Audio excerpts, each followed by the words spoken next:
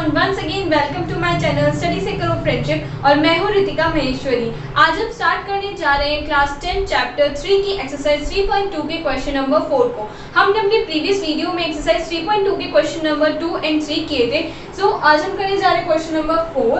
अगर आप मेरे चैनल पे नए हैं और आपने मेरे चैनल को अभी तक सब्सक्राइब नहीं किया है तो जल्दी से जाकर मेरे चैनल को सब्सक्राइब करें और बेल आइकन दबाना बिल्कुल ना भूलें। और अगर आपने मेरे इससे पहले की वीडियोस नहीं देखी है तो सबसे पहले आप उन्हें देखें और सबसे पहले तो आपको इसकी इंट्रोडक्शन वीडियो देखनी चाहिए ताकि आपको सारी चीजें क्लियर होती जाएं। सो अब हम स्टार्ट करते हैं। सो हमारा क्वेश्चन नंबर 4 हमें क्या कह रहा है कि which of the following pair of linear equation are consistent and inconsistent. यानी कि हमें जो pair of linear equations given है, यानी कि हमें दो लीनियर इक्वेशंस गिवन होंगी, यानी कि पेयर ऑफ लीनियर इक्वेशंस हमें ये बताना है कि वो linear pair of linear equation consistent है या इनकंसिस्टेंट है। और अगर वो कंसिस्टेंट है तो हमें उसे ग्राफिकली रिप्रेजेंट करना होगा। तो सबसे पहले हमने अपना फर्स्ट पार्ट लिया है, इसके टोटल 4 पार्ट्स हैं। तो हम पहले अपना फर्स्ट पार्ट देखते हैं। फर्स्ट पार्ट में हमें दो इक्वेशन गिवन है, x + y = 5 and 2x + 2y = 10। These are two linear equations. So अब हम क्या करेंगे, सबसे पहले तो मैंने आपको बताया था कि जो हमारी लीनियर इक्वेशन होती है उसकी जो जनरल इक्वेशन होती है वो होती है ax + by + c = 0, है ना।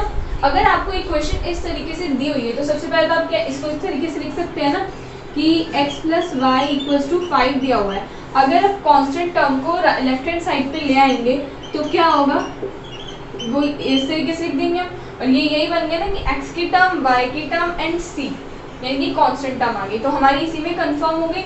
अब इसके बाद क्या है कि यहाँ पर 2 इक्वेशन है। सबसे पहले तो हमें a1 a2 b1 b2 c1 c2 find out करना पड़ेगा।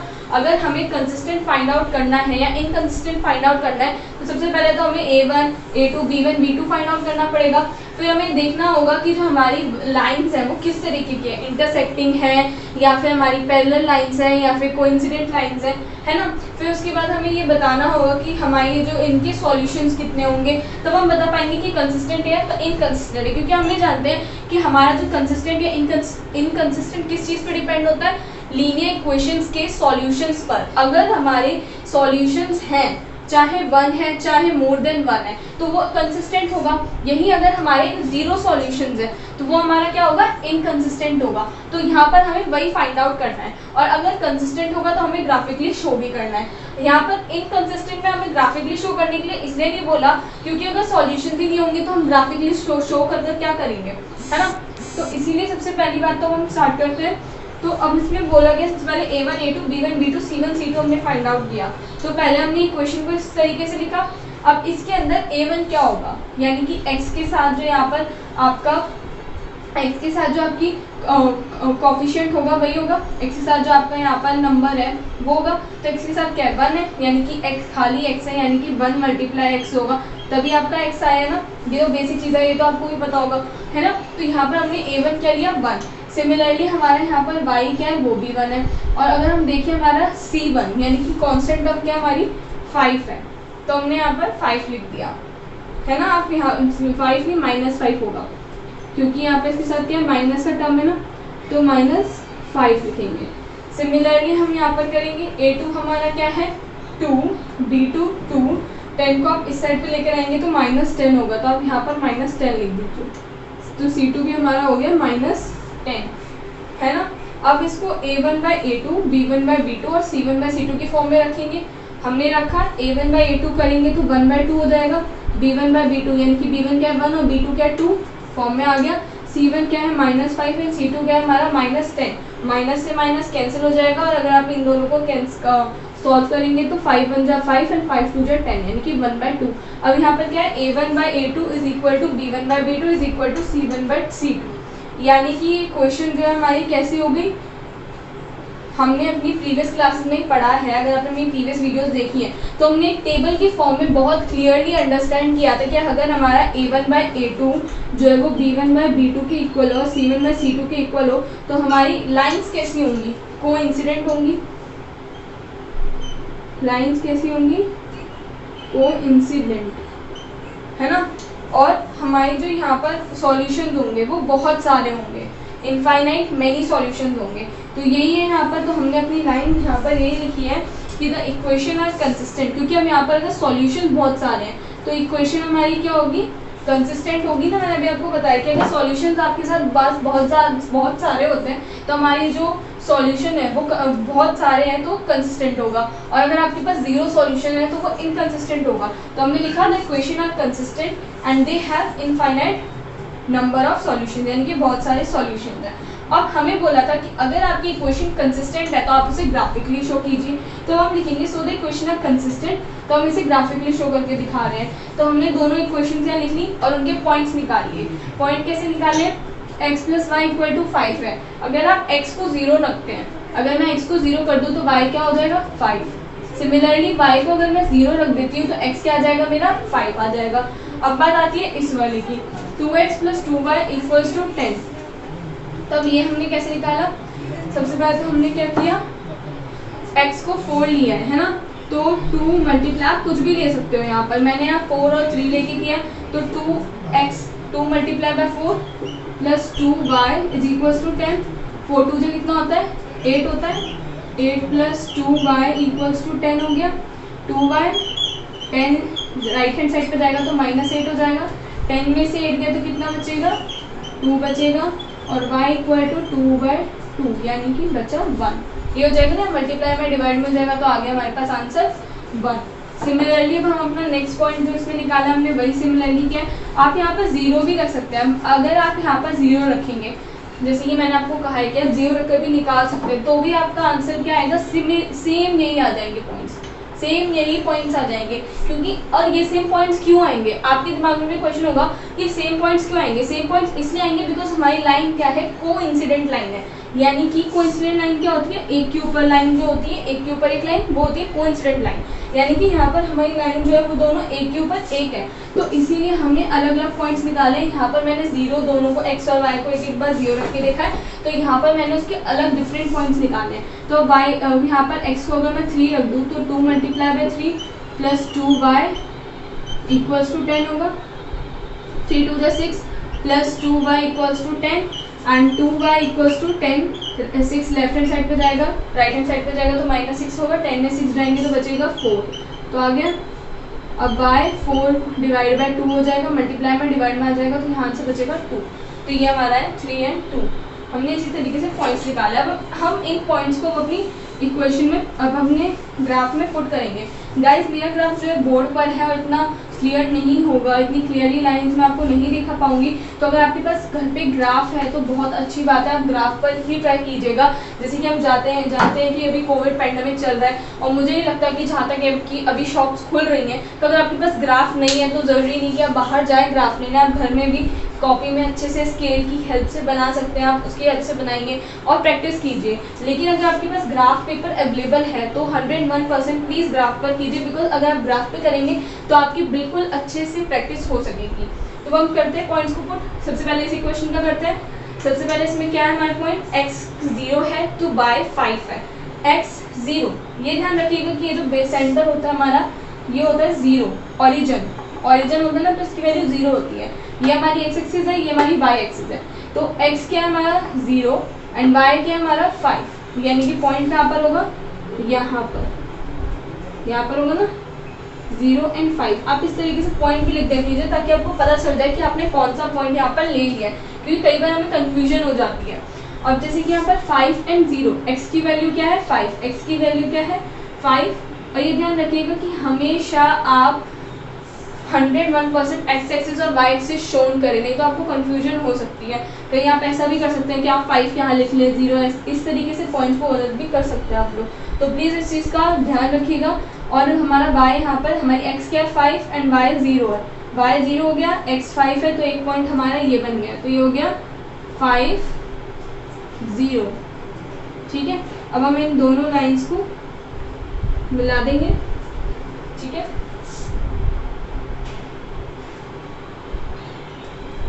और यहाँ पर ना आप लिख दीजिए इक्वेशन, जो इक्वेशन होती है ना आपकी वो लिख दिया कीजिए, x plus y is equals to 5। इससे आपको पता चल जाएगा कि आपकी कौन सी इक्वेशन के पॉइंट्स हैं।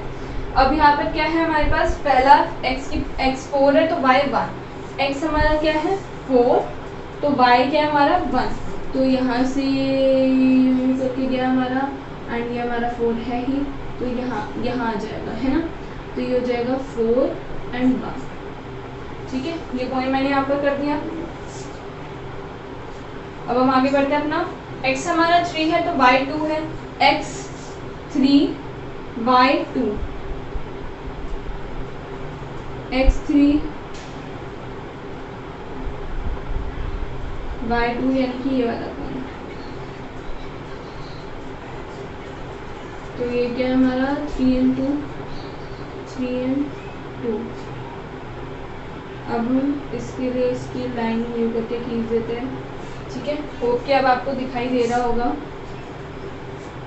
3 and 2 हो गया हमारा जो इस पॉइंट पे तो मीट कर रहा है ना, एक 3 और 2 हमारा ये वाला पॉइंट है। और इस इक्वेशन को हम यहाँ लिख सकते हैं। ये कौन सी इक्वेशन है हमारी, 2x + 2y = 10 हमारी इक्वेशन है। तो ये बन गया हमारा ग्राफ। आप लोग जैसे कि मैंने अभी आपको बता ही दिया, तो आप इसे घर पर ट्राई करेंगे तो आप प्लीज़ ग्राफ पेपर पर ट्राई कीजिए। और ग्राफ पेपर अवेलेबल नहीं है तो स्केल की हेल्प से अच्छे से कीजिएगा, है ना। तो ये तो मैंने अब सॉल्व हो गया हमारा फर्स्ट पार्ट इसका। अब आप इसे नोट डाउन कर सकते हैं।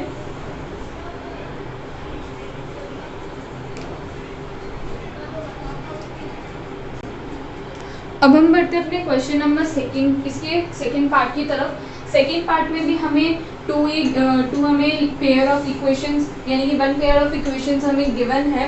तो सबसे पहले तो हम इसमें से क्या निकालेंगे, a1 a2 क्या होगा, b1 b2 क्या होगा एंड c1 c2 हमारे पास क्या होगा। सबसे पहले हमें ये निकालना है। तो अगर मैं इस इक्वेशन को देखूं और अगर मैं इसे फॉर्म में लाऊं तो x - y 8 right hand side पे लेफ्ट हैंड साइड पे आएगा, तो -8 = 0 हो जाएगा, ठीक है। उसके बाद सिमिलरली अगर मैं नेक्स्ट के ऊपर करूं तो 3x - 3y ये राइट हैंड साइड पे लेफ्ट हैंड साइड पे आएगा, -16 = 0 हो जाएगा, ठीक है। अब हम इसे सॉल्व करते हैं। तो x की वैल्यू हमारे पास क्या है, 1 है, y की वैल्यू -1 a1 की वैल्यू क्या है हमारे पास 1 है, b1 की -1 एंड c1 की हमारे पास है -8। और आप ध्यान रखिएगा कि कभी भी आप माइनस यानी कि जो हमारे पास माइनस का साइन हमें दे रखा होता है, साइंस को कभी भी मत फॉरवर्ड कीजिएगा। अगर आपने साइन को फॉरवर्ड कर दिया तो आपके क्वेश्चन 101% गलत होने के चांसेस होते हैं। तो प्लीज़ साइन को कभी भी फॉरवर्ड मत कीजिएगा। जहाँ पर साइन है अगर माइनस का है तो माइनस का लगाए, प्लस का है तो सिंपल सिर्फ आपको वैल्यू लिखने की ज़रूरत है, ज़्यादा करने की ज़रूरत नहीं है ना। तो अब हम पढ़ते हैं अपने a2 क्या है हमारे पास 3, b2 क्या है -3 एंड c2 है हमारे पास -16। सो अब हम क्या करेंगे, a1 में a2 क्या है हमारे पास आएगा 1/3, b1/b2 हमारे पास क्या आएगा, b1/b2 हमारे पास क्या आएगा -1 - 3 यानी कि 1/3। सिमिलरली हम देखें तो c1/c2 हमारे पास क्या होगा -8 में -16 मीन्स 1/2। तो अगर आप यहाँ पर देखें therefore a1/a2 जो है वो b1/b2 के इक्वल तो है ना, 1/3 और 1/3 दोनों सेम है, लेकिन नॉट इक्वल टू c1/c2 है क्योंकि ये क्या हमारा ये क्या देखा है 1/2। तो a1/a2 is equal to b1/b2 not equal to c1/c2। therefore यहाँ पर हम सिंस लिखेंगे, सिंस नाउ a1/a2 ये सब हमने निकाला, सिंस हमारे पास ये आ गया। अब हम लिखेंगे therefore the pair of linear equation are inconsistent। क्योंकि हमें पता है कि जब ऐसा होता है यानी कि a1/b2 is equals to b1/b2 not equal to c1/c2 तो हमारी लाइंस क्या होती है, पैरेलल लाइंस होती हैं। और जब हमारी लाइंस पैरेलल होती है तो नो सॉल्यूशन होता है। और जब नो सॉल्यूशन होगा तो ऑब्वियसली हमारा क्या होगा, हमारी इक्वेशंस क्या है, इनकंसिस्टेंट हैं। तो हम क्या लिखेंगे, the pair of linear equation are inconsistent. अब इनकंसिस्टेंट क्यों है ये भी लिखना पड़ेगा, because there are no solutions. So इसके आगे अब हमें सॉल्व नहीं करना है, बस हम इतना लिखकर छोड़ देंगे, बिकॉज हमारे क्वेश्चन में रिस्ट्रिक्शन क्या है कि अगर आपकी इक्वेशन कंसिस्टेंट है तो आप आगे ग्राफिकली सॉल्व करोगे, अगर आपकी इक्वेशन कंसिस्टेंट नहीं है तो आप आगे सॉल्व नहीं करोगे। तो हमारे पास ये है हमारी रिस्ट्रिक्शन। तो हमारी अब क्या आ गई, हमने प्रूव कर दिया, हमने यहाँ पर निकाला कि हमारी जब सॉल्व किया तो हमारे पास क्या है, इनकंसिस्टेंट आया। जब हमारे पास इनकंसिस्टेंट आए यानी कि कोई सॉल्यूशन नहीं है, इनकंसिस्टेंट है, तो हमें ग्राफिकली रिप्रेजेंटेशन देने की कोई ज़रूरत नहीं है। अगर आपके क्वेश्चन में बोला नहीं है, जब तक आप कुछ नहीं करेंगे, आपकी क्वेश्चन आपसे जितना पूछा जाए सिर्फ हमें उतना ही सॉल्व करके दिखाना होता है। तो ये हमने सॉल्व कर लिया, आप इसे नोट डाउन कर सकते हैं।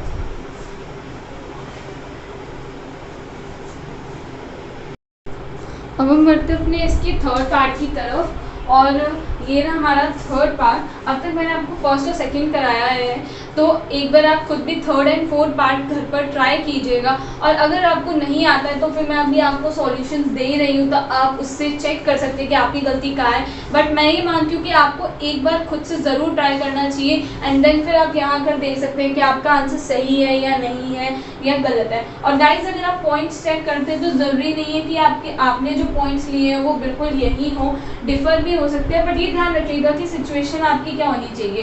तो अगर मैं आपको तरीका बता दूंगी कि आप कैसे फाइंड आउट कर सकते हैं कि आपका आंसर सही है या नहीं है। तो हमारा जो थर्ड पार्ट है वो बिल्कुल वैसे ही, हमने A1 A2 फाइंड आउट किया, B1 ठीक है, तो फिर A1 B1 C1 A2 B2 C2 find out किया हमने क्या क्या है, फिर उनको A1/A2 B1/B2 C1/C2 की फॉर्म में लिखा, तीनों के हमारे पास आंसर आ गया। हमने जब कंपेयर किया तो तीनों ही नॉट इक्वल थे, और हमें पता है कि जब हमारी इक्वेशन नॉट इक्वल होती है तो हमारा क्या होती है, इंटरसेक्टिंग लाइन्स होती हैं। अगर आपने मेरी प्रीवियस वीडियो देखी तो आपको पता ही होगा, है ना। तो इंटरसेक्टिंग लाइंस होती है, हमने अपनी प्रीवियस वीडियो में पढ़ा है कि अगर हमारी इंटरसेक्टिंग लाइंस होती हैं तो हमारे सॉल्यूशंस क्या होंगे, ओनली वन सॉल्यूशन होगा या तो यूनिक सॉल्यूशन होगा, है ना। और जब ऐसा होता है तो हमारी लाइन क्या होगी, कंसिस्टेंट होगी। तो यही मैंने लिखा है कि the equations are consistent and they have only one और यूनिक सॉल्यूशन, है ना। अब हम लिखेंगे so the equations are consistent. अब हमारी इक्वेशन कंसिस्टेंट है क्योंकि हमें ये बोला कि कंसिस्टेंट है तो आपको ग्राफिकली रिप्रेजेंट करना होगा। तो मैंने सेम यहाँ पर पॉइंट्स ले लिए कि x को एक बार 0 रखा तो मेरे पास y की वैल्यू आ गई, और y को 0 रखा तो x की वैल्यू, दोनों मैंने इसी तरीके से आंसर करके निकाल लिया। हमें जो इक्वेशन थी वो इस फॉर्म में दे रखी थी, तो मैंने क्या किया कि मुझे जैसे सुटेबल लग रहा है कि मैं 6 को यानी कि कॉन्स्टेंट टर्म को अगर इस साइड में यानी कि राइट हैंड साइड पे लाऊं तो मैं आसानी से पॉइंट निकाल लेती हूँ। तो मैंने वैसे किया, आपको जैसे सुटेबल लगता है आप वैसे कर सकते हैं। तो फिर मैंने बाद में उसे ग्राफ में पुट किया है पॉइंट्स को, और आप खुद भी देख सकते हैं कि जो मेरी लाइन है वो इंटरसेक्ट हो रही है ना। तो इससे आपको थोड़ा बहुत अंदाज़ा लग सकता है कि आपको जो आंसर है वो कहीं ना कहीं सही होगा। अगर आपकी लाइंस इंटरसेक्ट नहीं होती हैं मान लीजिए, या फिर आप पैरेलल आती हैं, तो इसका मतलब आपने कहीं ना कहीं पॉइंट्स गलत निकाले, बट ऐसा होगा नहीं, आपकी लाइन इंटरसेक्ट हो जाएगी और यहाँ पर आप कोई भी पॉइंट ले सकते हैं। बट जब आप कोई भी पॉइंट ले रहे हैं तो आपको प्लीज़ ध्यान रखिएगा कि जब कैलकुलेशन करेंगे तो बहुत आराम से ध्यान से आपको करनी होगी कैलकुलेशन, क्योंकि अगर आपने कैलकुलेशन में गलती कर दी तो आपका आंसर गलत आएगा। तो आपको इस चीज़ का भी बहुत ध्यान रखना है। तो अब आप इसे एक बार इसकी फ़ोटो क्लिक कर सकते हैं, तो आप स्क्रीनशॉट ऐसे ले सकते हैं, स्क्रीनशॉट ले सकते हैं, अदरवाइज नहीं तो आप क्या कर सकते हैं, इसे नोट डाउन भी कर सकते हैं। तो आप एक बार इसे नोट डाउन कर लीजिए।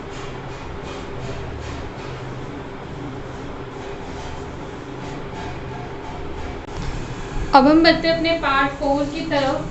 क्वेश्चन नंबर 4 का 4th पार्ट है। हमने यहाँ पे इसकी दोनों इक्वेशंस लिख ली हैं। अब हमने क्या किया, सबसे पहले इसमें A1 A2 B1 B2 and C1 C2 ही हमने यहाँ पर फाइंड आउट किया है। फिर हमारा A1/A2 B1/B2 एंड C1/C2 यहाँ पर आपको दिख ही रहा है। हमने उसे कंपेयर किया और हमने देखा कि A1/A2 जो है वो B1/B2 के इक्वल तो है, but not equal to C1/C2 है। तो जब हमारे पास ऐसी सिचुएशन आती है तो हम ये जानते हैं कि हमारी इस तरीके की सिचुएशन कब होती है, जब हमारी पैरेलल लाइंस होती हैं। और पैरेलल लाइंस होती हैं तो कितने सॉल्यूशंस होते हैं, नो सॉल्यूशंस होते हैं। और जब नो सॉल्यूशंस होंगे तो ऑब्वियसली हमारी इक्वेशन क्या है, इनकंसिस्टेंट। तो हमने सिमिलरली यहाँ पर यही लिखा है, the equations are inconsistent and they have no solutions, कि जो हमारी इक्वेशंस है वो इनकंसिस्टेंट है और इनके कोई भी सॉल्यूशन नहीं है।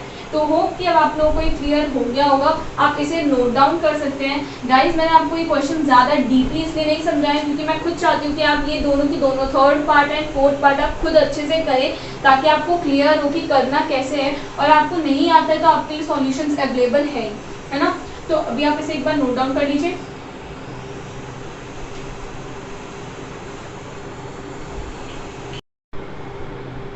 आई होप कि अब आप सबने इसे नोट कर लिया होगा।